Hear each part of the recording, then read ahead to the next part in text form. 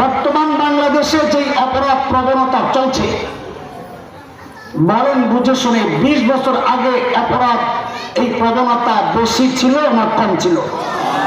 তাহলে একদিকে পাইলাম 20 বছর আগে অপরাধ কম ছিল, এখন বাড়ছে না?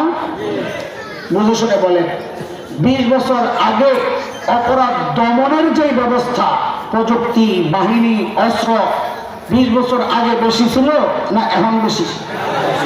তাহলে দুই পাশে দুইটারে বানাইলাম, একদিকে অপরাধ বাড়ছে আর একদিকে অপরাধ দমনের ব্যবস্থা বাড়ছে, হিসাব তো মিলে না।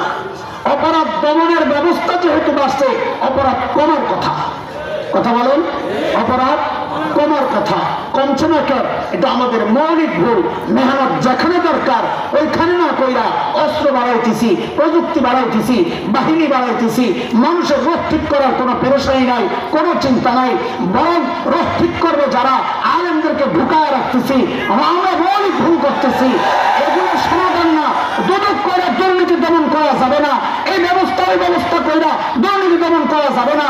যদি সমাজ থেকে অন্যায় অবিচার দূর করতে হয়, আফগানিস্তানকে ভালো করা, তালেবানকে ভালো করা, হ্যাঁ, শুনে নীতি নৈতিকতা বিষয়ক মন্ত্রণালয় খোলো, আলেমদেরকে বের কইরা অপরাধীদেরকে ঢুকায় দাও।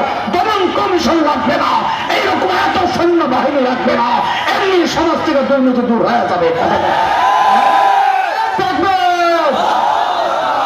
এটা আমি দুইটা যৌক্তিক প্রমাণ দিয়ে আপনাদেরকে বুঝাই কথাটা, একটা কোরআন থেকে আর একটা সমাজ বাস্তবতা।